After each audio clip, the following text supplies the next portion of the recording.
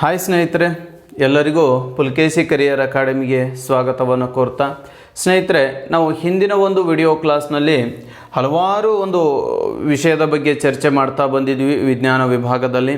ಹಾಗಾದರೆ ಇವತ್ತಿನ ಒಂದು ವಿಡಿಯೋ ಕ್ಲಾಸಲ್ಲಿ ಭೌತಶಾಸ್ತ್ರ ವಿಷಯಕ್ಕೆ ಸಂಬಂಧಪಟ್ಟಂತೆ ಯಾವ ಒಂದು ವಿಷಯ ಅಂತಂದರೆ ವಿದ್ಯುತ್ ಶಕ್ತಿ ಅಂತಕ್ಕಂಥ ಪಾಠದ ಕುರಿತು ನಾವು ನೋಡೋಣ. ವಿದ್ಯುತ್ ಶಕ್ತಿ ಅಥವಾ ವಿದ್ಯುತ್ ಶಕ್ತಿ, ಎಲೆಕ್ಟ್ರಿಸಿಟಿ ಅಂಥೇಳಿ ಕರಿತೀವಿ ನಾವು. ಎಲೆಕ್ಟ್ರಿಸಿಟಿ ಈ ವಿದ್ಯುತ್ ಶಕ್ತಿಯ ಪಾಠದ ಕುರಿತು ನೋಡೋಣ. ಈಗಾಗಲೇ ಕಾಂತತ್ವದ ಕುರಿತು ನಾನು ಪಾಠವನ್ನು ಕೊಟ್ಟಿದ್ದೀನಿ ಎಲ್ಲ ಸಮಗ್ರವಾಗಿ. ಅದೋ ವಿಡಿಯೋವನ್ನು ನೋಡಬೇಕಂದ್ರೂ ಸಹಿತ ನಾನು ಈ ಕಮೆಂಟ್ ಬಾಕ್ಸಲ್ಲಿ ಅದರ ಲಿಂಕನ್ನು ಕೊಟ್ಟಿರ್ತೀನಿ, ಆ ವಿಡಿಯೋವನ್ನು ನೋಡಿ. ನೆಕ್ಸ್ಟ್, ಈಗ ಎಲೆಕ್ಟ್ರಿಸಿಟಿ ಅಂತಂದರೆ ಇವತ್ತಿನ ಈ ಒಂದು ಯುಗದೊಳಗಡೆ ಬೆಳಕು ಇರದೇ ಹೋದರೆ ನಮಗೆ ಅನೇಕ ರೀತಿಯ ತೊಂದರೆಗಳು ಉಂಟಾಗ್ತಿದ್ವು ಅಂತಕ್ಕಂಥ ಮಾಹಿತಿಯನ್ನು ನಾವು ಪಡಿತೀವಿ. ಆದರೆ ಈ ಬೆಳಕನ್ನು ಉಂಟು ಮಾಡಬೇಕಾದ್ರೆ, ಕೃತಕವಾಗಿ ಬೆಳಕನ್ನು ಪಡಿಬೇಕಾದ್ರೆ ನಮಗೆ ಈ ಒಂದು ಎಲೆಕ್ಟ್ರಿಸಿಟಿ ಅಂತಕ್ಕಂಥ ಪದ ಯಥೇಚ್ಛವಾಗಿ ಬೇಕಾಗುತ್ತೆ. ಯಾಕಂದರೆ ವಿದ್ಯುತ್ ಶಕ್ತಿಯನ್ನು ಬಳಕೆ ಮಾಡಿಕೊಂಡು ಬೆಳಕಾಗಿ ಪರಿವರ್ತನೆ ಮಾಡ್ತಕ್ಕಂಥದ್ದು. ಹಾಗಾಗಿ ಈ ವಿದ್ಯುತ್ತನ್ನು ನಾವು ಏನಂತ ಕರಿತೀವಿ ಅಂತಂದರೆ ಶಕ್ತಿಯ ಒಂದು ರೂಪ ಅಂಥೇಳಿ ಕರಿತೀವಿ. ವಿದ್ಯುತ್ತನ್ನು ನಾವು ಶಕ್ತಿಯ ರೂಪ ಅಂಥೇಳಿ ಕರಿತೀವಿ. ಹಾಗಾಗಿ ಈ ಶಕ್ತಿಯನ್ನು ಅಥವಾ ವಿದ್ಯುತ್ ಶಕ್ತಿಯನ್ನು ಯಾವುದರಿಂದ ಅಳಿತೀವಿ ಅಂತಂದರೆ ಜೂಲ್ಸ್ಗಳಲ್ಲಿ ಅಳಿತೀವಿ. ಜೂಲ್ಸ್ ಅಂಥೇಳಿ ಕರೀತಾರೆ. ಅಂದರೆ ಈ ವಿದ್ಯುತ್ ಶಕ್ತಿ ಅಥವಾ ಶಕ್ತಿಯ ಬಗ್ಗೆ ಪ್ರಪ್ರಥಮ ಬಾರಿಗೆ ಅಧ್ಯಯನ ಮಾಡಿರ್ತಕ್ಕಂಥ ವಿಜ್ಞಾನಿ ಯಾರು ಅಂತಂದರೆ ಪ್ರೆಸ್ಕಾಟ್ ಜೂಲ್ಸ್ ಅಂತೇಳಿ ಕರಿತೀವಿ ರೀ. ಜೇಮ್ಸ್ ಪ್ರೆಸ್ಕಾಟ್ ಜೂಲ್ಸ್ ಅಂತೇಳಿ ಕರಿತೀವಿ. ಆ ವಿಜ್ಞಾನಿ ಏನು ಮಾಡ್ತಾರೆ ಅಂತಂದರೆ ಇದ್ರ ಕುರಿತು ಅಧ್ಯಯನವನ್ನು ಮಾಡ್ತಾರೆ. ಪ್ರೆಸ್ಕಾಟ್ ಜೌಲ ಅಥವಾ ಜೂಲ ಅಂತೇಳಿ ಕರೀತಾರೆ. ಇವರನ್ನು ಶಕ್ತಿಯ ಕುರಿತು ಅಧ್ಯಯನವನ್ನು ಮಾಡ್ತಾರೆ. ಹಾಗಾದರೆ ಎಲೆಕ್ಟ್ರಿಸಿಟಿ ಈ ಪದವನ್ನು ನಾವು ಪ್ರಸ್ತುತ ಇದನ್ನು ಏನಂತ ಕರಿತೀವಿ ಅಂತಂದರೆ ಇಂಗ್ಲೀಷ್ ಪದ ಇದು. ಎಲೆಕ್ಟ್ರಿಸಿಟಿ ಎಂಬ ಪದ ಎಲ್ಲಿಂದ ಬಂತು ಅಂತಂದರೆ ಬಹುತೇಕವಾಗಿ ಈ ಪದವನ್ನು ಅನ್ನೋದು ಅಂತಂದರೆ ಯಾವ ಭಾಷೆಯಲ್ಲಿ ಹೆಚ್ಚಾಗಿ ಇದನ್ನು ಬಳಕೆ ಮಾಡ್ತಾ ಇದ್ರು ಅಂತಂದರೆ ಗ್ರೀಕ್ ಭಾಷೆಯ ಆಂಬರ್ ಅಥವಾ ಇದನ್ನೇ ನಾವೇನಂತ ಕರಿತೀವಿ ಎಲೆಕ್ಟ್ರಾನ್ ಅಂತೇಳಿ ಕರಿತೀವಿ. ಗ್ರೀಕ್ ಭಾಷೆಯ ಎಲೆಕ್ಟ್ರಾನ್ ಪದದಿಂದ ಇದು ಉತ್ಪತ್ತಿ ಆಯಿತು ಅಂಥೇಳಿ ಕರೀತಾರೆ. ಇಲ್ಲಿ ಎಲೆಕ್ಟ್ರಾನ್ ಮೀನ್ಸ್ ಏನು ಅಂತಂದರೆ ಆವೇಶ ಅಂಥೇಳಿ ಕರಿತೀವಿ.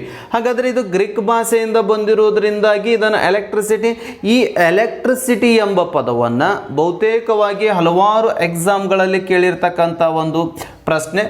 ಎಲೆಕ್ಟ್ರಿಸಿಟಿ ಎಂಬ ಪದವನ್ನು ಯಾವ ಒಂದು ಪುಸ್ತಕದಲ್ಲಿ ಇದರ ಉಲ್ಲೇಖವನ್ನು ಮಾಡಿದ್ರು ಅಂತಂದರೆ ದ ಮ್ಯಾಗ್ನೆಟ್ ಎಂಬ ಪುಸ್ತಕದಲ್ಲಿ ಯಾರು ವಿಲಿಯಂ ಗಿಲ್ಬರ್ಟ್ ಅವರು ಕಾಂತತ್ವದ ಕುರಿತು ವಿವರಣೆ ಮಾಡ್ತಕ್ಕಂಥ ಪುಸ್ತಕ ಇದು. ವಿಲಿಯಂ ಗಿಲ್ಬರ್ಟ್ ಅವರು ಬರೆದಿರ್ತಕ್ಕಂಥ ಒಂದು ಪುಸ್ತಕ ಯಾವುದು ಅಂತಂದರೆ ದ ಮ್ಯಾಗ್ನೆಟ್. ಇದ್ರ ಒಳಗಡೆ ಎಲೆಕ್ಟ್ರಿಸಿಟಿ ಎಂಬ ಪದವನ್ನು ಇವ್ರು ಏನು ಮಾಡಿದ್ದಾರೆ ಅಂತಂದರೆ ಉಲ್ಲೇಖವನ್ನು ಮಾಡಿದ್ದಾರೆ. ಹಾಗಾಗಿ ಈ ಎಲೆಕ್ಟ್ರಿಸಿಟಿ ಪದ ಯಾವ ಒಂದು ಪುಸ್ತಕದಿಂದ ಬಂತು ಅಂತಂದರೆ ಮ್ಯಾಗ್ನೆಟ್ ಪದದಿಂದ ಬಂತು ಅಂತೇಳಿ ಕರೀತಾರೆ. ಹಾಗಾದರೆ ಏನಿದು ಎಲೆಕ್ಟ್ರಿಸಿಟಿ ಅಂತಂದರೆ ಎಲೆಕ್ಟ್ರಿಸಿಟಿಯ ಅರ್ಥ ಏನು ಹೇಳುತ್ತೆ ಅಂತಂದರೆ ನೋಡಿ, ನಾವೀಗ ಚಲನೆಯನ್ನು ಮಾಡಬೇಕಾದ್ರೆ ಅಂದರೆ ನಾವು ಒಂದು ಸ್ಥಳದಿಂದ ಇನ್ನೊಂದು ಸ್ಥಳಕ್ಕೆ ಹೋಗಬೇಕಾದ್ರೆ ನಾವು ಚಲನೆ ಮಾಡಬೇಕು. ಹಾಗಾದರೆ ನಾವು ಚಲನೆಯಿಂದ ಪಡೆದಿರ್ತಕ್ಕಂಥ ಶಕ್ತಿಯನ್ನು ಚಲನ ಶಕ್ತಿ ಅಂತ ಹೇಳಿ ಕರಿತೀವಿ. ಅದೇ ರೀತಿಯಾಗಿ ವಿದ್ಯುದ್ದಾವಿಷ್ಟ ಅಂದರೆ ಎಲೆಕ್ಟ್ರಿಸಿಟಿ ಒಳಗಡೆ ಏನು ಪ್ರವಹಿಸ್ತವೆ ಅಂತಂದರೆ ವಿದ್ಯುದ್ದಾವಿಷ್ಟ ಕಣಗಳು ಪ್ರವಹಿಸ್ತವೆ. ಆ ವಿದ್ಯುದ್ದಾವಿಷ್ಟ ಕಣಗಳು ಪ್ರವಹಿಸುವಿಕೆಯಿಂದ ಪಡೆದಿರ್ತಕ್ಕಂಥ ಶಕ್ತಿಯನ್ನು ನಾವೇನಂತ ಕರಿತೀವಿ ವಿದ್ಯುತ್ ಶಕ್ತಿ ಅಂಥೇಳಿ ಕರಿತೀವಿ. ಅಂದರೆ ವಿದ್ಯುದ್ದಾವಿಷ್ಟ ಕಣಗಳಿಂದ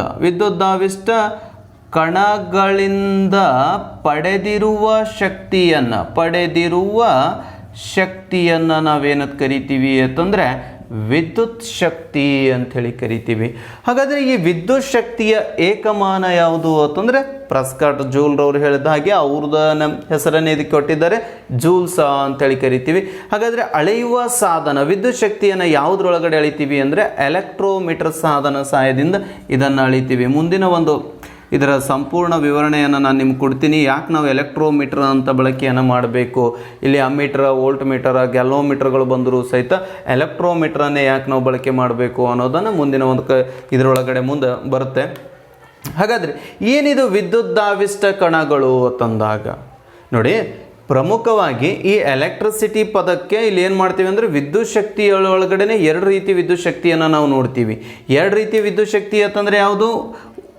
ಇವಾಗ ಎರಡು ರೀತಿಯ ವಿದ್ಯುತ್ ಶಕ್ತಿ ಅಂದರೆ ಯಾವ ಎರಡು ರೀತಿ ವಿದ್ಯುತ್ ಶಕ್ತಿಯನ್ನು ನೋಡ್ತೀವಿ ಅಂತಂದರೆ, ಒಂದು ಸ್ಟ್ಯಾಟಿಕ್ ಕರೆಂಟ್ ಅಂತೇಳಿ ಕರಿತೀವಿ ನಾವು, ಸ್ಟ್ಯಾಟಿಕ್ ಕರೆಂಟ್. ಇನ್ನೊಂದು ಎಲೆಕ್ಟ್ರಿಕ್ ಕರೆಂಟ್ ಅಂಥೇಳಿ ಕರಿತೀವಿ, ಎಲೆಕ್ಟ್ರಿಕ್ ಕರೆಂಟ್ ಅಥವಾ ಕರೆಂಟ್ ಎಲೆಕ್ಟ್ರಿಸಿಟಿ ಅಂತ ಕೂಡ ಕರೀತಾರೆ.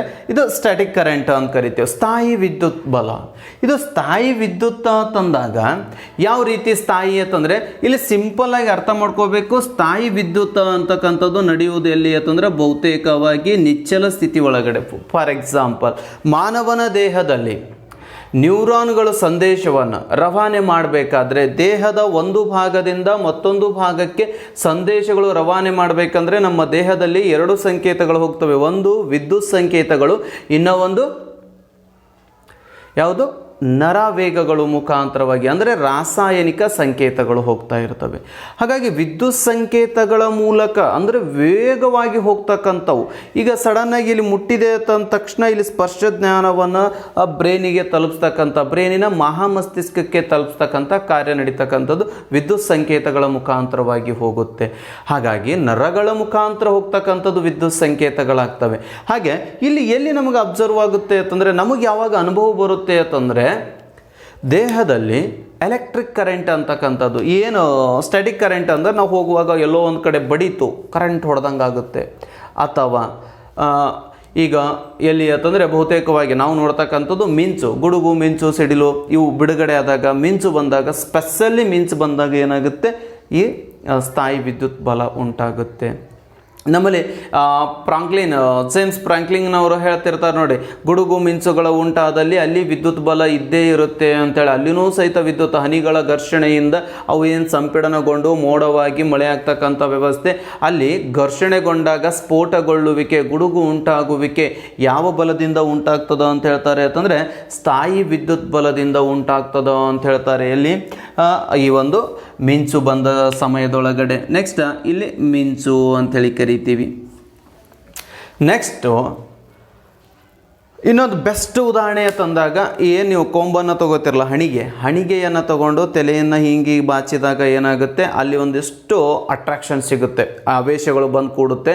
ಅವಾಗ ಒಂದು ಹರಿದಿರತಕ್ಕಂಥ ಅಂದರೆ ಈ ಕಾಗದದ ಚೂರುಗಳನ್ನು ನಾವು ಹಿಂಗೆ ಪದೇ ಘರ್ಷಣೆ ಉಂಟು ಮಾಡಿ, ಅಥವಾ ಈ ಹೇರ್ಸ್ ಒಳಗಡೆ ಘರ್ಷಣೆಯನ್ನು ಉಂಟು ಮಾಡಿ ಆ ಕಾಗದ ಚೂರುಗಳ ಸಮೀಪ ತಂದಾಗ ಆ ಕಾಗದ ಚೂರುಗಳು ಏನಾಗುತ್ತೆ, ಆ ಒಂದು ಹಣಿಗೆಗೆ ಅಂಟುಕೊಳ್ಳುತ್ತವೆ. ಅದನ್ನು ಏನಂತ ಕರೀತಾರೆ, ಸ್ಥಾಯಿ ವಿದ್ಯುತ್ ಅಂತೇಳಿ ಕರಿತೀವಿ. ಒಟ್ಟಾರೆಯಾಗಿ ಸ್ಥಾಯಿ ವಿದ್ಯುತ್ ಬರಬೇಕಂದ್ರೆ ಬೆಸ್ಟ್ ಇನ್ನೊಂದು ಎಕ್ಸಾಂಪಲ್ ತಗೋಬೇಕು ಅಂತಂದರೆ, ನೀವು ರೇಷ್ಮೆ ದಾರವನ್ನು, ಗಾಜನ್ನು ರೇಷ್ಮೆ ದಾರಕ್ಕೆ ಪದೇ ಘರ್ಷಣೆಯನ್ನು ಉಂಟು ಮಾಡಿದಾಗ ನಿಮಗೆ ಅಲ್ಲಿ ಸ್ಥಾಯಿ ವಿದ್ಯುತ್ ಬಲ ಸಿಗುತ್ತೆ.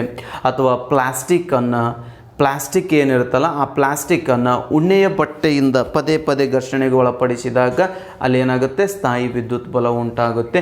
ಹೀಗೆ ಇದು ಸ್ಟ್ಯಾಟಿಕ್ ಕರೆಂಟ್ ಅಂತ ಕರಿತೀವಿ. ಬಟ್ ಇಲ್ಲಿ ಒಂದು ವ್ಯತ್ಯಾಸ ಏನು ಅಂದರೆ, ಇಲ್ಲಿ ಯಾವುದೇ ರೀತಿಯ ಆವೇಶಗಳು ಬರ್ತವೆ ಬಟ್ ಚಲಿಸುವುದಿಲ್ಲ.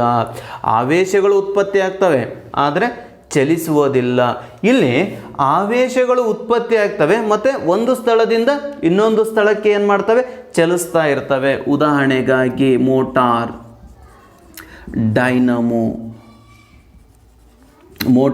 ಡೈನಮೋ, ಸೆಲ್, ಡ್ರೈ ಸೆಲ್ಗಳು ಇವೆಲ್ಲ ಎದಕ್ಕೆ ಉತ್ಪತ್ತಿ ಅಂತಂದರೆ ಈ ಎಲೆಕ್ಟ್ರಿಕ್ ಕರೆಂಟಿಗೆ ಉದಾಹರಣೆಗಳಾಗ್ತವೆ. ಹಾಗಾಗಿ ಈ ಕರೆಂಟ್ ವಿದ್ಯುತ್ ಶಕ್ತಿಯನ್ನು ಎರಡು ವಿಧಗಳಲ್ಲಿ ನೋಡಿದಾಗ ಇದರಲ್ಲಿ ಬಂದಿದ್ದು ಆವೇಶ, ಇದರಲ್ಲಿ ಬಂದಿದ್ದು ಆವೇಶ. ಹಾಗಾದರೆ ಆವೇಶ ಅಂದರೆ ಏನು ಅಂತಂದಾಗ, ಆವೇಶ ಇಲ್ಲಿ ನಾವು ಹೇಳ್ತೀವಿಲ್ಲ, ಕರೆಂಟ್ ಅಂತಂದರೆ ಏನು ಅಂತ ಕರಿತೀವಿ, ವಿದ್ಯುದ್ದಾವಿಷ್ಟ ಕಣಗಳು ಚಲನೆಯ ಸ್ಥಿತಿಯಿಂದ ಪಡೆದಿರ್ತಕ್ಕಂಥ, ವಿದ್ಯುದ್ದಾವಿಷ್ಟ ಕಣಗಳಿಂದ ಪಡೆದಿರುವ ಶಕ್ತಿ ಅಥವಾ ವಿದ್ಯುದ್ದಾವಿಷ್ಟ ಕಣಗಳ ಚಲನಾ ಸ್ಥಿತಿಯಿಂದ ಪಡೆದಿರ್ತಕ್ಕಂಥ ಶಕ್ತಿಯನ್ನು ನಾವೇನಂತ ಕರಿತೀವಿ, ವಿದ್ಯುತ್ ಶಕ್ತಿ ಅಂತೇಳಿ ಕರಿತೀವಿ. ಅದೇ ರೀತಿಯಾಗಿ ಈ ಆವೇಶ ಅಂತೇಳಿ ಬಂದಾಗ ಆವೇಶವನ್ನು ನಾವೇನಂತ ಕರಿತೀವಿ, ಚಾರ್ಜ್ ಅಂತೇಳಿ ಕರಿತೀವಿ ಸ್ನೇಹಿತರೆ. ಹಾಗಾಗಿ ಆವೇಶ ಅಂತ ಬಂದಾಗ ಒಂದು ವಸ್ತು ಬಹುತೇಕವಾಗಿ ನಮ್ಗೆ ಗೊತ್ತಿದೆ, ಎಲ್ಲ ದ್ರವ್ಯಗಳು ಯಾವುದರಿಂದ ಮಾಡಲ್ಪಟ್ಟಿವೆ? ಪರಮಾಣುಗಳಿಂದ ಮಾಡಲ್ಪಟ್ಟಿವೆ. ಆದರೆ ಆ ಪರಮಾಣು ಯಾವುದರಿಂದ ಮಾಡಲ್ಪಟ್ಟಿದೆ? ಕಣಗಳಿಂದ ಮಾಡಲ್ಪಟ್ಟಿದೆ ಅಂತಕ್ಕಂಥದ್ದು. ಹಾಗಾಗಿ ದ್ರವ್ಯವನ್ನು ನಾವೇನಂತ ಕರಿತೀವಿ? ಕಣಗಳಿಂದ ಮಾಡಲ್ಪಟ್ಟದ ಅಂತ ಕೂಡ ಅನ್ಬೋದು. ಹಾಗಾದರೆ ಏನಿದು ಅಂತಂದಾಗ ಯಾವುದೇ ಒಂದು ವಸ್ತುವನ್ನು ಹಿಡಿದ್ರಿ ಅಂತಂದರೆ ಆ ವಸ್ತು ಎಷ್ಟು ಕಣಗಳಿಂದ ಮಾಡಲ್ಪಟ್ಟಿದೆ ಅಂತಂದರೆ 3 ಕಣಗಳಿಂದ ಮಾಡಲ್ಪಟ್ಟಿದೆ ಅಂತ ನೋಡ್ತೀವಿ. ಹಾಗಾದರೆ 3 ಕಣಗಳು ಯಾವುವು ಅಂತಂದಾಗ ಒಂದು ಯಾವುದು ಬರುತ್ತೆ? ಪ್ರೋಟಾನ್ ಬರುತ್ತೆ, ಇನ್ನೊಂದು ಯಾವುದು ಬರುತ್ತೆ? ಎಲೆಕ್ಟ್ರಾನ್ ಬರುತ್ತೆ, ಮತ್ತೊಂದು ಯಾವುದು ಬರುತ್ತೆ? ನ್ಯೂಟ್ರಾನ್ ಬರುತ್ತೆ. ನ್ಯೂಕ್ಲಿಯಸ್ನ ಬೀಜ ಕೇಂದ್ರದಲ್ಲಿ ಕಂಡು ಬರ್ತಕ್ಕಂಥದ್ದು ಯಾವ್ಯಾವು ಅಂತಂದರೆ ನ್ಯೂಕ್ಲಿಯಸ್, ಈ ಏನು ನ್ಯೂಕ್ಲಿಯಸ್ ಇದೆ ಅಂತ ಹೇಳಿರಿ, ಈ ನ್ಯೂಕ್ಲಿಯಸ್ನ ಬೀಜ ಕೇಂದ್ರದಲ್ಲಿ ಪ್ರೋಟಾನ್ ಮತ್ತು ನ್ಯೂಟ್ರಾನ್ಗಳು ಕಂಡು ಬರ್ತವೆ. ಅದೇ ರೀತಿಯಾಗಿ ಈ ಬೀಜ ಕೇಂದ್ರದ ಸುತ್ತಲೂ ಕಾಲ್ಪನಿಕ ರೇಖೆಯಲ್ಲಿ ಸುತ್ತುತ್ತಿರುವ ಮೂಲಭೂತ ಕಣ ಯಾವುದು ಅಂತಂದರೆ ಎಲೆಕ್ಟ್ರಾನು ಅಂಥೇಳಿ ಕರಿತೀವಿ. ಹಾಗಾಗಿ ಪ್ರೋಟಾನನ್ನು ನೀವೇನಂತ ಕರೀತೀರಿ? Positive charge. ಎಲೆಕ್ಟ್ರಾನನ್ನು ನೆಗೆಟಿವ್ ಚಾರ್ಜು. ಚಾರ್ಜ್ ಇರದೇ ಇರತಕ್ಕಂಥ ವಸ್ತು ಯಾವುದು ಅಂತಂದರೆ ನ್ಯೂಟ್ರಾನ್. ಆವೇಶಗಳಿಲ್ಲದ ಕಣ ಅಂತೇಳಿ ಯಾವುದು ಕರಿತೀವಿ ಅಂತಂದರೆ ನ್ಯೂಟ್ರಾನನ್ನು ಕರಿತೀವಿ. ಹಾಗಾದರೆ ಏನು ಸರ ಇದನ್ನು ಯಾಕೆ ನಾವು ತಗೊಳ್ತಾ ಇದ್ದೀವಿ ಅಂತಂದರೆ ಇಲ್ಲಿ ಆವೇಶ ಅಂತ ಏನು ಕರಿತೀವಲ್ಲ, ಆ ಆವೇಶಗಳು ಯಾವುವು ಅಂತಂದರೆ ಒಂದು ಪ್ರೋಟಾನ್, ಇದನ್ನು ಏನಂತ ಕರಿತೀವಿ? ಧನ ಆವೇಶ ಅಂಥೇಳಿ ಕರಿತೀವಿ. ಇನ್ನೂ ಒಂದು ಯಾವುದು? ಎಲೆಕ್ಟ್ರಾನ್, ಇದನ್ನು ಏನಂತ ಕರಿತೀವಿ? ಋಣ ಆವೇಶ ಅಂಥೇಳಿ ಕರಿತೀವಿ ನಾವು. ಹಾಗಾದರೆ ಆವೇಶಗಳನ್ನು ಎದರಾಗಳಿತೀವಿ? ಆವೇಶಗಳನ್ನು ಎದರಲ್ಲಿ ಎಳಿತೀವಿ ಅಂತಂದರೆ ಕೂಲಮ್ಗಳಲ್ಲಿ ಎಳಿತೀವಿ ನಾವು. ಕೂಲಮ್ ಆವೇಶಗಳನ್ನು ಅಳಿತಕ್ಕಂಥದ್ದು ಯಾವುದು ಅಂತಂದರೆ ಒಂದು ಧನ ಆವೇಶ, ಇನ್ನೂ ಒಂದು ಯಾವುದು? ಋಣ ಆವೇಶ. ಈ ಆವೇಶಗಳನ್ನು ಎದರಾಗಳಿತೀವಿ ಅಂತಂದರೆ ಎರಡೂ ಆವೇಶಗಳನ್ನು ನಾವು ಅಳತೆ ಮಾಡ್ತಕ್ಕಂಥ ಮಾಪನ ಯಾವುದು? ಕೂಲಮ್ ಅಂತೇಳಿ ಕರಿತೀವಿ. ಹಾಗಾದರೆ ಪಾಸಿಟಿವ್ ಚಾರ್ಜ್ದ ಆವೇಶ ಎಷ್ಟಿದೆ ಅಂತಂದರೆ 1 ಪಾಯಿಂಟ್ ನೋಡಿ, charge of proton. Charge of proton ಅಂತಂದರೆ 1.67 ಇಂಟು 10⁻⁻⁻19 ಕೂಲಮ್ ಇದೆ ನೋಡಿ. ಪ್ರೋಟಾನ್ ಆವೇಶ ಎಷ್ಟಿದೆ? 1.67 ಇಂಟು 10⁻⁻19 ಕೂಲಮ್ ಇದೆ. ಎಲೆಕ್ಟ್ರಾನ್ ಅಂದರೆ ನೆಗೆಟಿವ್ ಚಾರ್ಜದ್ದು ಎಲೆಕ್ಟ್ರಾನ್, ಚಾರ್ಜ್ ಆಫ್ ಎಲೆಕ್ಟ್ರಾನ್ ಇದರದ್ದು ಎಷ್ಟಿದೆ? 1.67 ಇಂಟು 10⁻⁻19 ಕೂಲಮ್ ಇದೆ. ಇದರದ್ದು 19 ಇದೆ, ಇದರದ್ದು 19 ಇದೆ. ಇದು ಪ್ಲಸ್ ಇರುತ್ತೆ, ಇದೇನಿರುತ್ತೆ? ಮೈನಸ್ ಇರುತ್ತೆ. ಯಾಕಂದರೆ ಇದು ಧನಾತ್ಮಕವಾಗಿರ್ತಕ್ಕಂಥ ಆವೇಶ, ಇದು ಋಣಾತ್ಮಕವಾಗಿರ್ತಕ್ಕಂಥ ಆವೇಶ. ಒಟ್ಟಾರೆಯಾಗಿ ಈ ಎರಡೂ ಆವೇಶಗಳನ್ನು ಅಳಿತಕ್ಕಂಥದ್ದು ಯಾವುದು ಅಂತಂದರೆ ಕೂಲಮ್. ಈ ಆವೇಶಗಳ ಚಲಾವಣೆಯಿಂದಾಗಿ ಏನಾದರೂ ಶಕ್ತಿ ಪ್ರೊಡ್ಯೂಸ್ ಆದರೆ ಆ ಶಕ್ತಿಯನ್ನೇ ನಾವೇನಂತ ಕರಿತೀವಿ? ವಿದ್ಯುತ್ ಶಕ್ತಿ ಅಂತ ಹೇಳಿ ಕರಿತೀವಿ. ಈ ರೀತಿ ಶಕ್ತಿ ತಯಾರಾಯಿತು ಅಂತ ಹೇಳಿದ ವಿಜ್ಞಾನಿ ಯಾರು? ಪ್ರೆಸ್ಕಾಟ್ ಜೌಲ್ರವರು. ಹಾಗಾದರೆ ಇಲ್ಲಿ ಕೂಲಮ್ ಬಗ್ಗೆ ಹೇಳಿದಾಗ ಒಂದು ಕೂಲಮ್ ಅಂತಂದರೆ ನಾವು ಕಂಪೇರ್ ಮಾಡಬೇಕಾದ್ರೆ ಒಂದು ಕೂಲಮ್ ಅಂದರೆ ಎಷ್ಟು ಅಂತಂದರೆ 1 ಸೆಕೆಂಡ್ ಒಳಗಡೆ ಎಷ್ಟು ಆವೇಶಗಳು ಚಲಾವಣೆ ಆಗಿರ್ತವೆ ಅದಕ್ಕೆ ನಾವು ಏನಂತ ಕರಿತೀವಿ ಅಂತಂದರೆ 1 ಕೂಲಮ್ ಅಂತೇಳಿ ಕರಿತೀವಿ. 1 ಕೂಲಮ್ ಅಂದರೆ 1 coulomb is equal to 1 joule per second ಅಂತ ಕರಿಬೋದು. 1 coulomb is equal to 1 joule per second. ಆದರೆ ಈ ರೀತಿ ಬರೆದು ನೋಡಿ, ಜೂಲ್ ಪರ್ ಸೆಕೆಂಡ್. 1 ಸೆಕೆಂಡ್ ಒಳಗಡೆ ಎಷ್ಟು ಆವೇಶಗಳು ಚಲಿಸಿದವೆ ಅದರ ಒಟ್ಟು ಮೊತ್ತಕ್ಕೆ ನಾವೇನಂತ ಕರಿತೀವಿ? 1 ಕೂಲಮ್ ಅಂತೇಳಿ ಕರಿತೀವಿ ಸ್ನೇಹಿತರೆ. ಹಾಗಾಗಿ ಇಷ್ಟು ಈಸಿಯಾಗಿ ನಾವೇನು ಮಾಡ್ತೀರಿ ಅಂತಂದರೆ ಈ ಒಂದು ಎಲೆಕ್ಟ್ರಿಸಿಟಿ ಪದವನ್ನು ಬಿಡಿಸ್ತಾರೆ ಅವರು. ನೆಕ್ಸ್ಟು ಈ ಎಲೆಕ್ಟ್ರಿಸಿಟಿ ಆದ ನಂತರ ಅಂದರೆ ವಿದ್ಯುತ್ ಶಕ್ತಿ ಆದ ನಂತರ ಆವೇಶಗಳು ಬಂದು ಆವೇಶಗಳು ಆದ ನಂತರ ಬರ್ತಕ್ಕಂಥ ಮತ್ತೊಂದು ಪದ ಯಾವುದು ಅಂತಂದರೆ ಇಲ್ಲಿ ವಿದ್ಯುತ್ ಪ್ರವಾಹ ಹೇಗಾಗುತ್ತೆ? ವಿದ್ಯುತ್ ಪ್ರವಾಹ ಶಕ್ತಿ ತಯಾರಾಗಬೇಕಾದ್ರೆ ನಮಗೇನು ಬೇಕು? ಪ್ರವಾಹ ಆಗಬೇಕು. ಆಲ್ರೆಡಿ ನಾನು ನೋಡಿದ್ದೀನಿ, ಹೇಳಿದ್ದೀನಿ ನಿಮಗೆ. ಒಂದು ಸ್ಟ್ಯಾಟಿಕ್ ಕರೆಂಟು ನಿಶ್ಚಲ ಸ್ಥಿತಿಯಲ್ಲಿ ಇರ್ತಕ್ಕಂಥದ್ದು, ಇನ್ನೂ ಒಂದು current electricity or electric current ಅಂತ ಕರಿತೀವಿ. ಅದನ್ನೇ ಏನಂತ ಕರಿತೀರಿ ಅಂತಂದರೆ ಎಲೆಕ್ಟ್ರಿಕ್ ಕರೆಂಟ್ ಅಂತ ಕರೀತಾರೆ. ಈ ಎಲೆಕ್ಟ್ರಿಕ್ ಕರೆಂಟನ್ನು ಏನಂತ ಕರಿತೀರಿ ಅಂತಂದರೆ ವಿದ್ಯುತ್ ಪ್ರವಾಹ ಅಂತೇಳಿ ಕರೀತಾರೆ. ಹಾಗಾದರೆ ಏನಿದು ವಿದ್ಯುತ್ ಪ್ರವಾಹ ಅಂದರೆ ಇದ್ರದ್ದು ಒಂದು ಸೂತ್ರವನ್ನು ನಾನು ಹೇಳ್ತೀನಿ, ನೀವು ಈಸಿಯಾಗಿ ಇದನ್ನು ನೀವು ಕ್ಯಾಲ್ಕುಲೇಟ್ ಮಾಡ್ಬೋದು. I is equal to Q by T. ಹಾಗಾದರೆ ಏನಿದು I is equal to Q by T? I ಅಂತಂದರೆ ಕರೆಂಟು, ವಿದ್ಯುತ್ ಪ್ರವಾಹ. Q ಅಂತಂದರೆ ಚಾರ್ಜ್ ಆಫ್ ದಿ ಪಾರ್ಟಿಕಲ್, ಆವೇಶಗಳ ಕಣಗಳ ಏನು ಚಲಿಸ್ತಾ ಇದ್ದಾವಲ್ಲ ಆ ಆವೇಶಗಳು Q ಅಂತ ಕರಿತೀವಿ. T ಅಂದರೆ ಟೈಮ್. ಈಗ ನೋಡಿ, I ಅನ್ನು ನಾವು ಎದುರಾಗ ಅಳಿತೀವಿ ಅಂತಂದರೆ ಅಂಪೇರ್ ಒಳಗಡೆ ಅಳಿತೀವಿ. ಚಾರ್ಜನ್ನು ನಾವು ಎದುರಾಗ ಅಳಿತೀವಿ, ಕ್ಯೂ ಅನ್ನು ಎದುರಾಗ ಅಳಿತೀವಿ, ಕೂಲಮ್ ಒಳಗಡೆ ನಾವು ಅಳಿತೀವಿ. ಟೈಮನ್ನು ಎದುರಾಗ ಅಳಿತೀವಿ, ಸೆಕೆಂಡ್ ಒಳಗಡೆ. ಈ SI ಮಾನ ಬಹಳ ಇಂಪಾರ್ಟೆಂಟ್ ಸ್ನೇಹಿತರೆ. ಹಾಗಾಗಿ ಇಲ್ಲಿದ್ರೆ ಡೆಫಿನೇಷನ್ ಏನು ಹೇಳ್ಬೋದು ಅಂತಂದರೆ, ಒಂದು ಏಕಮಾನ ಕಾಲದಲ್ಲಿ ಏನು ಪ್ರವಹಿಸ್ತಾ ಇದ್ದಾವೆ? ಆವೇಶಗಳು. ಒಂದು ಏಕಮಾನ ಕಾಲದಲ್ಲಿ ಅಥವಾ ಒಂದು ವಾಹಕ ಇರತಕ್ಕಂಥ ವಿದ್ಯುತ್ ಮಂಡಲದಲ್ಲಿ ಒಂದು ಏಕಮಾನ ಕಾಲದಲ್ಲಿ ಪ್ರವಹಿಸುವ ವಿದ್ಯುತ್ತಿನ ಒಟ್ಟು ಮೊತ್ತವನ್ನು ನಾವೇನಂತ ಕರಿತೀವಿ? ವಿದ್ಯುತ್ ಪ್ರವಾಹ ಅಂತ ಕರಿತೀವಿ. ನೀವು ಒಟ್ಟು ಮೊತ್ತ ಅನ್ಬೋದು, ಇಲ್ಲ ಅಂತಂದರೆ ಆ ಮಂಡಲದಲ್ಲಿ ಪ್ರವಹಿಸ್ತಕ್ಕಂಥ ವಿದ್ಯುತ್ನ ಆವೇಶಗಳು ಅಂತ ಕೂಡ ನೀವು ಕರಿಬೋದು. ಒಟ್ಟಾರೆಯಾಗಿ ಒಂದು ಏಕಮಾನ ಕಾಲದಲ್ಲಿ ಇಲ್ಲಿ ಒಂದು ವಿದ್ಯುತ್ ಮಂಡಲ ಇದೆ ಅಂತ ನೀವು ಕನ್ಸಿಡರ್ ಮಾಡಿದಾಗ ಇಲ್ಲೇನಾಗುತ್ತೆ? ಒಂದು ಏಕಮಾನ ಕಾಲದಲ್ಲಿ ಒಂದು ಸೆಕೆಂಡ್ ಒಳಗಡೆ ಈ ಮಂಡಲದೊಳಗಡೆ ಪ್ರವಹಿಸ್ತಕ್ಕಂಥ ಆವೇಶಗಳನ್ನು ನಾವೇನಂತ ಕರಿತೀವಿ? ವಿದ್ಯುತ್ ಪ್ರವಾಹ. ಆ ಮಂಡಲ ಏನಿರಬೇಕು? ಕಂಡಕ್ಟರ್ ಆಗಿರಬೇಕು, ವಾಹಕವಾಗಿರಬೇಕು. ಆ ವಾಹಕವಾಗಿದ್ದಾಗ ಈ ಮಂಡಲದೊಳಗಡೆ ಏನು ವಿದ್ಯುತ್ ಪ್ರವಹಿಸ್ತಾ ಇದೆ ನೋಡಿ, ಆ ವಿದ್ಯುತ್ತನ್ನು ನಾವೇನಂತ ಕರಿತೀವಿ ಅಂತಂದರೆ ವಿದ್ಯುತ್ ಪ್ರವಾಹ. ಇಷ್ಟೇ. I is equal to Q by T. Q ಅಂದರೆ ಚಾರ್ಜು, ಎಲೆಕ್ಟ್ರಾನ್ಗಳು ಪಾಸ್ ಆಗ್ತಾ ಇರ್ತವೆ. ಟಿ ಅಂದರೆ ಟೈಮ್. ಒಂದು ಏಕ ಅಂದರೆ ಒಂದು ಸೆಕೆಂಡ್ ಒಳಗಡೆ ಎಲೆಕ್ಟ್ರಾನ್ಗಳು ಎಷ್ಟು ಪಾಸ್ ಆಗ್ತಾ ಇದ್ದಾವೆ. ಇಲ್ಲಿ ಎಲೆಕ್ಟ್ರಾನ್ಗಳು ಅಂದರೆ ಆವೇಶ ಅಂತಂದಂಗೆ ಎಲೆಕ್ಟ್ರಾನ್ಗಳು ಎಷ್ಟು ಪಾಸ್ ಆಗ್ತಾ ಇದ್ದಾವೆ ಅನ್ನೋದರ ಮಾಹಿತಿ ಕೊಡೋದೇ ಯಾವುದು ಅಂತಂದರೆ ವಿದ್ಯುತ್ ಪ್ರವಾಹ ಅಂಥೇಳಿ ಕರಿತೀವಿ ಸ್ನೇಹಿತರೆ. ಹಾಗಾಗಿ ಎಲೆಕ್ಟ್ರಿಕ್ ಕರೆಂಟನ್ನು, ವಿದ್ಯುತ್ ಪ್ರವಾಹವನ್ನು ನಾವು ಎದುರಾಗ ಅಳಿತೀವಿ? ಅಂಪೇರ್ ಒಳಗಡೆ ಅಳಿತೀವಿ. ಹಾಗಾದರೆ ಇಲ್ಲೊಂದು ಪ್ರಶ್ನೆ ಬರುತ್ತೆ, 1 ಅಂಪೇರ್ ಅಂದರೆ ಎಷ್ಟು? 1 ಅಂಪೇರ್ ಅಂದರೆ ಎಷ್ಟು? ನೋಡಿ, 1 ಎಲೆಕ್ಟ್ರಾನ್ ಅಂತಂದರೆ ಎಷ್ಟು ಅಂತಂದಾಗ 1 ಎಲೆಕ್ಟ್ರಾನ್ ಅಂತಂದರೆ ಎಷ್ಟು? 1.67 × 10⁻⁹ ಕೂಲಮ್. 1 ಪ್ರೋಟಾನ್ ಅಂತಂದರೆ 1.67 × 10⁻⁹ ಕೂಲಮ್. ಪ್ರೋಟಾನ್ ಪಾಸಿಟಿವ್ ಇರುತ್ತೆ, ಎಲೆಕ್ಟ್ರಾನ್ ನೆಗೆಟಿವ್ ಇರುತ್ತೆ. ಹಾಗಾದರೆ ಒಂದು ಕೂಲಮ್ ಅಂತಂದರೆ ಎಷ್ಟು? 1 ಜೂಲ್ಸ್ ಪರ್ ಸೆಕೆಂಡ್ ಆಗಿರುತ್ತೆ. ಹಾಗಾದರೆ 1 ಅಂಪೇರ್ ಅಂತಂದರೆ ಎಷ್ಟು ಅಂದರೆ 1 ಕೂಲಮ್ ಪರ್ ಸೆಕೆಂಡ್ ಆಗಿರುತ್ತೆ. 1 coulomb per second. 1 ampere is equal to 1 coulomb per second. ಹಾಗಾದರೆ 1 ಅಂಪೇರ್ ಒಳಗಡೆ ಎಷ್ಟು ಎಲೆಕ್ಟ್ರಾನ್ಗಳು ಪಾಸ್ ಆಗ್ತಾ ಇದ್ದಾವೆ? 1 ಅಂಪೇರ್ ಒಳಗಡೆ ನೋಡಿ, 1 ಅಂಪೇರ್ ಒಳಗಡೆ 6.3 × 10⁻18 ಎಲೆಕ್ಟ್ರಾನ್ಗಳು ಪಾಸ್ ಆಗ್ತಾ ಇರ್ತವೆ. 1 ಅಂಪೇರ್ ಅಂತಂದರೆ ಎಷ್ಟು ಅಂತಂದಾಗ 6.3 × 10⁻18 ಎಲೆಕ್ಟ್ರಾನ್ಗಳು 1 ಅಂಪೇರ್ ಒಳಗಡೆ ಪಾಸ್ ಆಗ್ತವೆ. ಹಾಗಾದರೆ ಅಂಪೇರನ್ನು ಹೆಂಗೆ ಡೆಫಿನಿಷನ್ ಹೇಳ್ತೀರಿ? 1 ಸೆಕೆಂಡ್ ಒಳಗಡೆ ಒಂದು ಏಕಮಾನ ಕಾಲಾವಧಿಗಳಲ್ಲಿ 1 ಕೂಲಮ್ನಷ್ಟು ವಿದ್ಯುತ್ ಏನಾಗಬೇಕು ಅಂದರೆ ಪಾಸ್ ಆಗ್ತಾ ಇದ್ದಾಗ ಅದನ್ನು ನಾವೇನಂತ ಮೆನ್ಷನ್ ಮಾಡ್ಬೋದು? 1 ಅಂಪೇರ ಅಂತೇಳಿ ಮೆನ್ಷನ್ ಮಾಡ್ಬೋದು. ಹಾಗಾಗಿ ಇದರ ಒಂದು SI ಮಾನವನ್ನು ನಾವು ಹೇಳಬೇಕಾದಾಗ SI ಮಾನವನ್ನು ಅಂಪೇರ ಅಂತ ಹೇಳ್ತೀರಿ. ಅಳಿತಕ್ಕಂಥ ಒಂದು ಸಾಧನವನ್ನು ಹೇಳಬೇಕಾದ್ರೆ ಅಮ್ಮೀಟರ್. ವಿದ್ಯುತ್ ಶಕ್ತಿಯನ್ನು ಅಳಿತಕ್ಕಂಥ ಸಾಧನ ಯಾವುದು? ಅಮ್ಮೀಟರ್, ವೋಲ್ಟ್ ಮೀಟರ್, ಗ್ಯಾಲನೋಮೀಟರ್ ಅಂತೇಳಿ 3 ರೀತಿಯಾಗಿರ್ತಕ್ಕಂಥ ಮಾಪನಗಳನ್ನು ಪಡಿತೀವಿ. ಅದರಲ್ಲಿ ಸ್ಪೆಷಲಿ ಅಮ್ಮೀಟರು, ಇನ್ನೊಂದು ಯಾವುದು ವೋಲ್ಟ್ ಮೀಟರು, ಇನ್ನೊಂದು ಯಾವುದು ಗ್ಯಾಲ್ವನೋಮೀಟರ್ ಅಂತ ಕರಿತೀವಿ. ನೋಡಿ, ಅಮ್ಮೀಟರು, ವೋಲ್ಟ್ ಮೀಟರು, ಗ್ಯಾಲ್ವನೋಮೀಟರ್.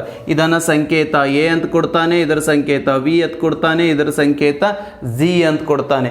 ಹಾಗಾದರೆ ಏನಿದ್ರ ಅರ್ಥ ಅಂತಂದರೆ ಅತ್ಯಂತ ಹೆಚ್ಚು ವಿದ್ಯುತ್, ಆ ಮಂಡಲದಲ್ಲಿರ್ತಕ್ಕಂಥ ಹೆಚ್ಚಿನ ಪ್ರಮಾಣದ ವಿದ್ಯುತ್ತನ್ನು ಅಳಿತಕ್ಕಂಥದ್ದು ಯಾವುದು ಅಂತಂದರೆ ಅಮ್ಮೀಟರು. ಅತ್ಯಂತ ಚಿಕ್ಕ ಪ್ರಮಾಣದ ಅಥವಾ ಕಡಿಮೆ ಪ್ರಮಾಣದ ವಿದ್ಯುತ್ತನ್ನು ಅಳಿತಕ್ಕಂಥ ಮಾಪನ ಮಾಪನ ಯಾವುದು ರೀ? ಗ್ಯಾಲ್ವನೋಮೀಟರು. ಹಾಗಾದರೆ ವೋಲ್ಟ್ ಮೀಟರನ್ನು ಹೆಚ್ಚಾಗಿ ಎಲ್ಲಿ ಬಳಸ್ತಾರೆ ಅಂದರೆ ವಿಭವಾಂತರಗಳಲ್ಲಿ ಹೆಚ್ಚಾಗಿ ಬಳಸ್ತಾರೆ. ವಿಭವಾಂತರ ಅಂದರೆ EMF, ಎಲೆಕ್ಟ್ರಿಕ್ ಮೋಟಿವ್ ಫೋರ್ಸ್ ಅಂತ ಏನಿರುತ್ತಲ್ಲ, ಆ ವಿಭವಾಂತರವನ್ನು ನಿಯಂತ್ರಣ ಮಾಡ್ತಕ್ಕಂಥದ್ದು. ಅದಕ್ಕೆ ಯಾವುದಾದ್ರೂ ವೋಲ್ಟೇಜ್ ಆಗಬೇಕಂದ್ರೆ ಎರಡು ವಸ್ತುಗಳ ನಡುವಿನ ಆ ಪಾಯಿಂಟ್ ಬರುತ್ತೆ, ನಿಮಗಲ್ಲಿ ಎಕ್ಸ್ಪ್ಲನೇಷನ್ ಮಾಡ್ತೀನಿ.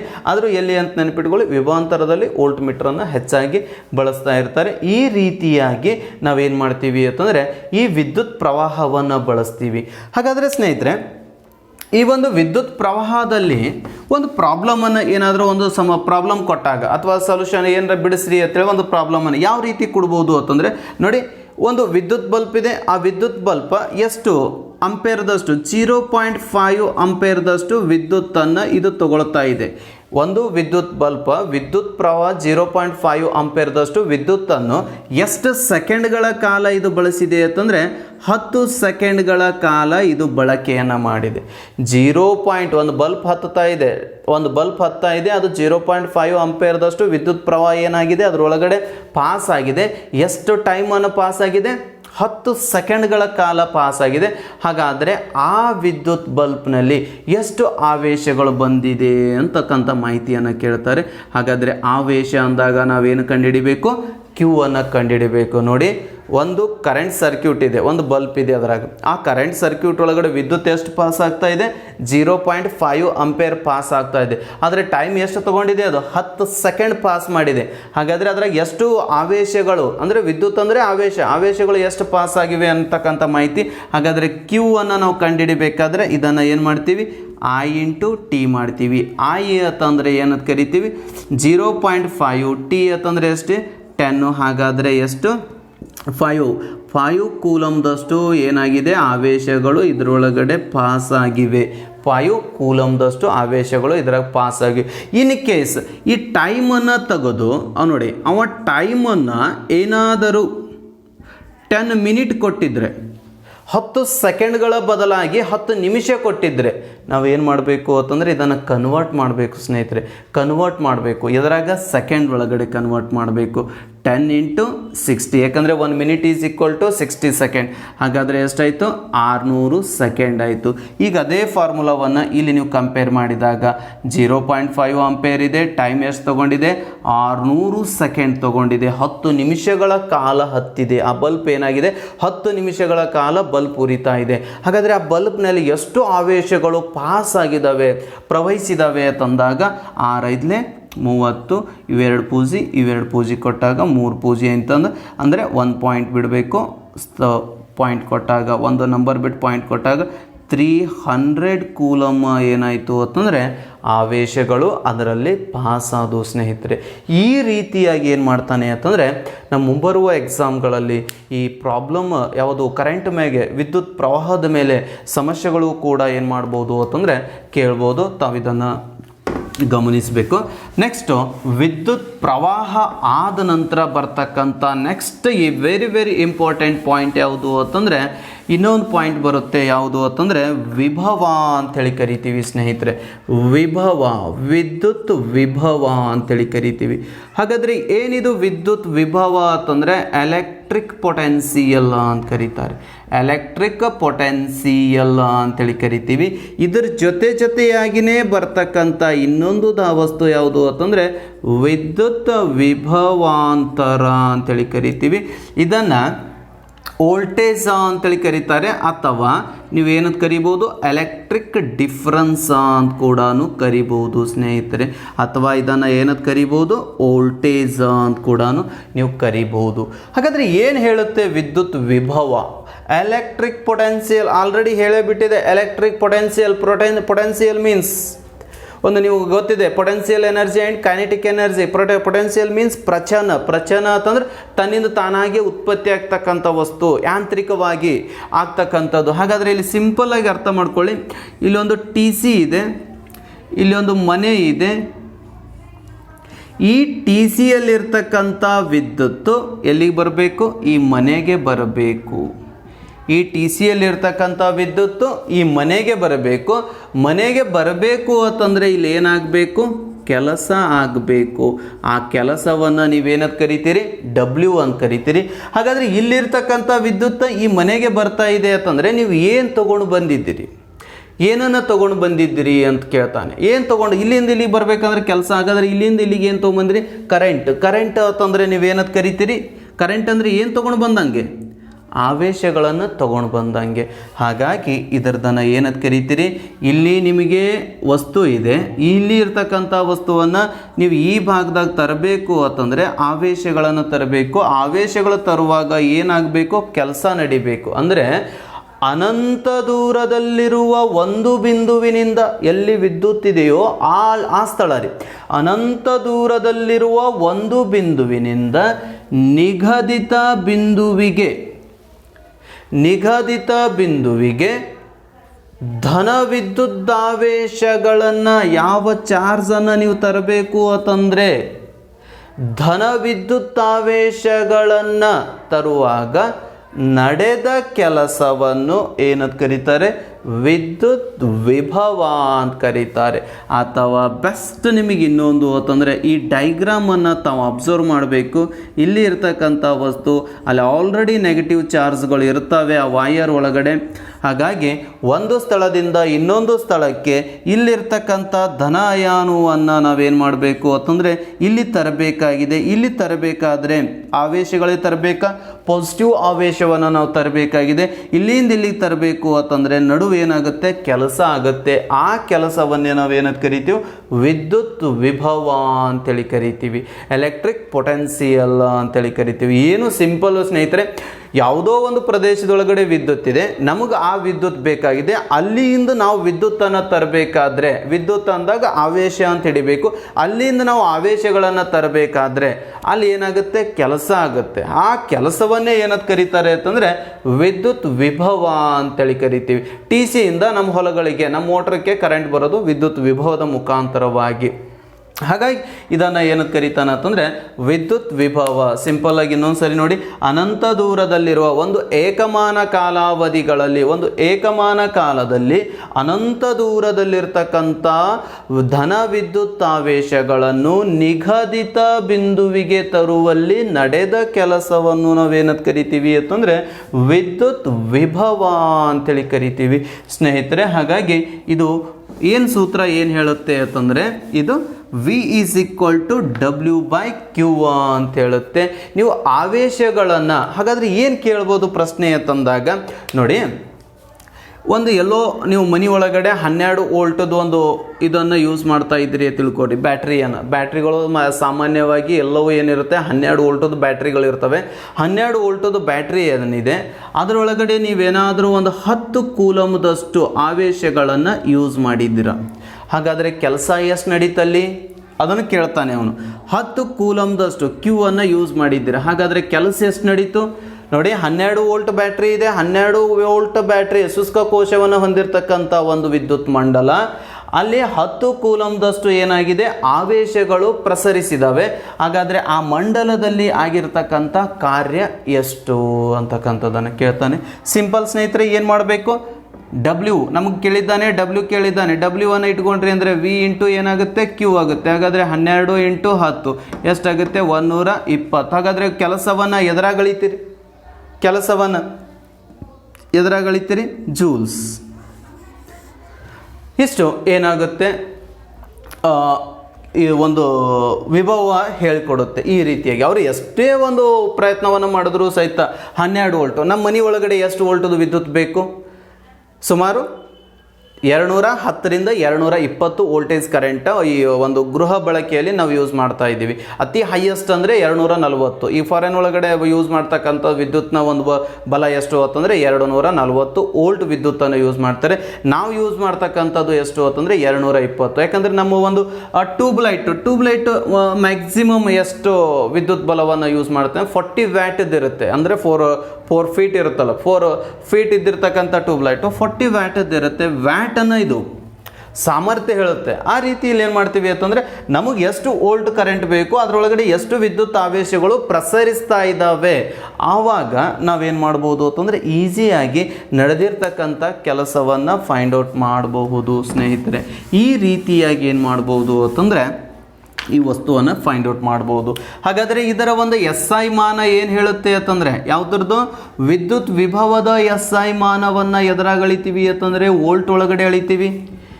SI ಮಾನ ಯಾವುದು ಅಂದರೆ ವೋಲ್ಟು, ಅಳಿತಕ್ಕಂಥ ಸಾಧನ ಯಾವುದು ಅಂತಂದರೆ ವೋಲ್ಟ್ ಮೀಟರ್ ಅಂತೇಳಿ ಕರಿತೀವಿ. ನೆಕ್ಸ್ಟ್ ಬರುತ್ತೆ ವಿದ್ಯುತ್ ವಿಭವಾಂತರ, ಎಲೆಕ್ಟ್ರಿಕ್ ಡಿಫರೆನ್ಸ್ ಆರ್ ವೋಲ್ಟೇಜ್. ಏನು ಹೇಳುತ್ತೆ ಇದು ಅಂತಂದಾಗ ವೋಲ್ಟೇಜು ಇಲ್ಲಿ ಇಷ್ಟೇ ಸಿಂಪಲ್ಲು, ಸೇಮ್ ವಿದ್ಯುತ್ ವಿಭವ ಮತ್ತು ವಿಭವಾಂತರಕ್ಕೂ ಸ್ವಲ್ಪ ಚೇಂಜಸ್ ಇದೆ. ಏನು ಇಲ್ಲಿ ಕರೆಂಟ್ ತಯಾರಾಗಿದೆ, ಈ ತಯಾರಾಗಿರ್ತಕ್ಕಂಥ ಕರೆಂಟನ್ನು ಅನಂತ ದೂರದಲ್ಲಿರ್ತಕ್ಕಂಥ ಒಂದು ಧನಾವೇಶಗಳನ್ನು ನಿಗದಿತ ಬಿಂದುವಿಗೆ ತರುವಾಗ ಏನು ಮಾಡಬೇಕು, ಸ್ಥಾನ ಪಲ್ಲಟ ಮಾಡಬೇಕು. ಸ್ಥಾನ ಪಲ್ಲಟಗೊಂಡರೆ ಅದನ್ನು ನಾವೇನಂತ ಕರಿತೀವಿ, ವಿದ್ಯುತ್ ವಿಭವಾಂತರ ಅಂತೇಳಿ ಕರಿತೀವಿ. ಅಂದರೆ ವಿಭವಾಂತರ ಅಂದರೆ ಎರಡು ಬಿಂದುಗಳ ನಡುವೆ ಇರ್ತಕ್ಕಂಥ ಒಂದು ಶಕ್ತಿ. ಇಲ್ಲಿಂದ ಇಲ್ಲಿಗೆ ನಾವು ಕರೆಂಟನ್ನು ತರಬೇಕಾಗಿದೆ, ಇಲ್ಲಿಂದ ಇಲ್ಲಿ ಕರೆಂಟನ್ನು ತರಬೇಕು ಅಂದರೆ ಇಲ್ಲಿ ಆವೇಶಗಳು ಬರಬೇಕಾಗಿದೆ. ಆವೇಶಗಳು ಬರಬೇಕಂದ್ರೆ ಆಲ್ರೆಡಿ ಇಲ್ಲಿ ಕೆಲಸ ನಡೆದಿರುತ್ತೆ, ಆವೇಶಗಳು ಪ್ರಸರಿಸುತ್ತಾ ಇರ್ತವೆ. ಹಾಗಾದರೆ ಇಲ್ಲಿ ಏನಾಗಬೇಕು, ನೇರವಾಗಿ ಸ್ಥಾನ ಪಲ್ಲಟಗೊಳ್ಳಬೇಕು.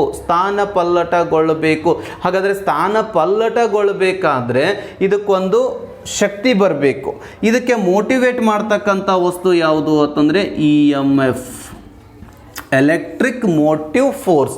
ಇದು ನಷ್ಟವಾಗದ ಹಾಗೆ ತಡೆ ಹಿಡಿತಕ್ಕಂಥ ವಸ್ತು ಯಾವುದು ಅಂತಂದರೆ ಎಲೆಕ್ಟ್ರಿಕ್ ಮೋಟಿವ್ ಫೋರ್ಸ್, ವಿದ್ಯುತ್ ಚಾಲಿತ ಬಲ ಅಂತ ಕರಿತೀವಿ. ಯಾಕಂತಂದರೆ ಯಾವಾಗ ಎರಡು ಎರಡು ಬಿಂದುಗಳ ನಡುವಿನ ಅಂತರವನ್ನು ಸರಿಯಾಗಿ, ಈ ಕಡೆ ಒಂದು ವೈರ್ ತುದಿ ಇದೆ, ಈ ಕಡೆ ಒಂದು ವೈರ್ ತುದಿ ಇದೆ, ಈ ಎರಡೂ ವೈರ್ ತುದಿಗಳನ್ನು ಸಮನಾಗಿ ನೋಡ್ಕೊಳ್ತಕ್ಕಂಥ ಕಾರ್ಯ ಯಾವುದು ಮಾಡುತ್ತೆ, ಈ EMF ಮಾಡುತ್ತೆ.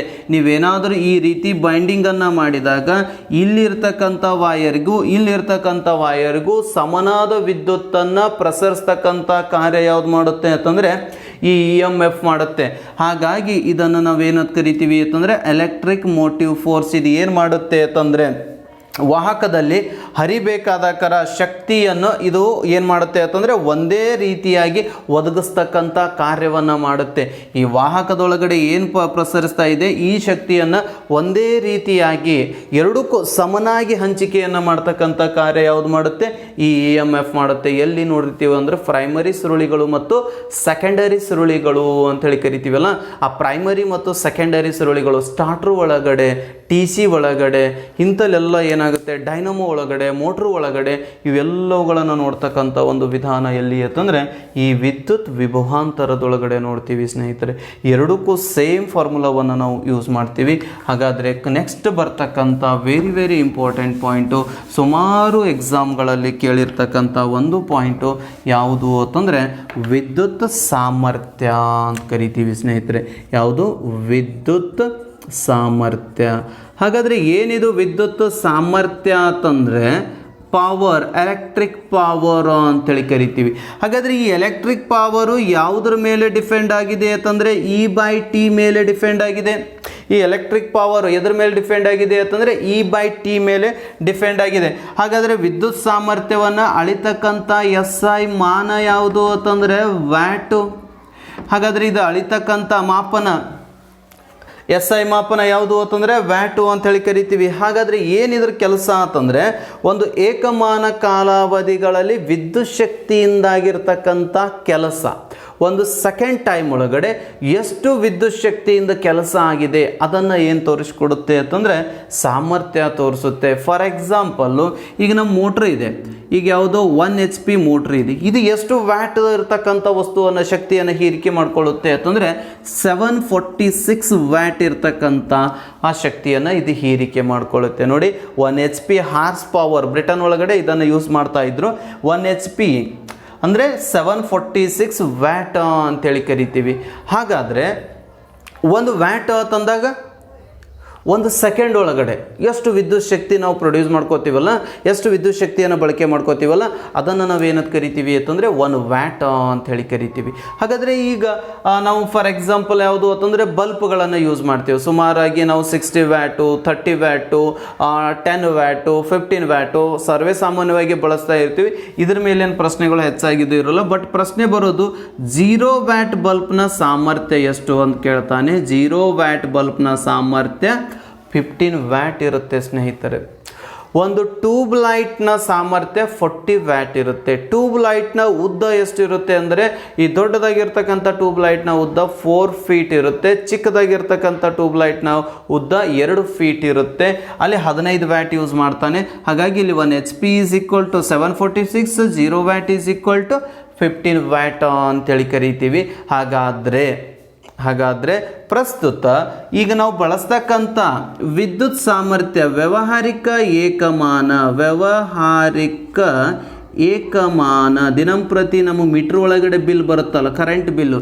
ಹಾಗಾದರೆ ಅದು ಎದರಾಗ ಬರುತ್ತೆ ಅಂತಂದರೆ ಕಿಲೋ ವ್ಯಾಟ್ ಅವರ್ ಒಳಗಡೆ ಬರುತ್ತೆ. ಆ ವ್ಯಾವಹಾರಿಕ ಏಕಮಾನ ವಿದ್ಯುತ್ ಸಾಮರ್ಥ್ಯದ ವ್ಯಾವಹಾರಿಕ ಏಕಮಾನ ಯಾವುದು? ಕಿಲೋ ವ್ಯಾಟ್ ಅವರ್ ಅಂಥೇಳಿ ಕರಿತೀವಿ. ಹಾಗಾದರೆ ಕಿಲೋ ವ್ಯಾಟ್ ಅವರ್ ಅಂತಂದರೆ 1 ವ್ಯಾಟ್ ತಂದಾಕಾರ ನಾವು ಏನು ಕಂಪೇರ್ ಮಾಡ್ತೀವಿ? 1 ಜೂಲ್ಸ್ ಪರ್ ಸೆಕೆಂಡ್ ಅಂತ ಕಂಪೇರ್ ಮಾಡ್ತೀವಿ. ಅಂದರೆ 1 ಸೆಕೆಂಡ್ ಒಳಗಡೆ ಎಷ್ಟು ಜೂಲ್ಸ್ ಅಷ್ಟು ವಿದ್ಯುತ್ ಪ್ರಸರಿಸ್ತಾ ಇದೆ, ವಿದ್ಯುತ್ಗಳು ಅದರಲ್ಲಿ ಬರ್ತಾ ಇದ್ದಾವೆ. ಹಾಗಾದರೆ ಕಿಲೋ ವ್ಯಾಟ್ ಅವರ್ ಅಂತಂದರೆ 1 ಕಿಲೋ ವ್ಯಾಟ್ ಅಂತಂದರೆ ಎಷ್ಟು? 1000 ವ್ಯಾಟ್ ಇಂಟು 1 ಅವರ್ ಅಂದರೆ ಎಷ್ಟು ಸೆಕೆಂಡ್ಗಳು? 3600 ಸೆಕೆಂಡ್ಗಳು.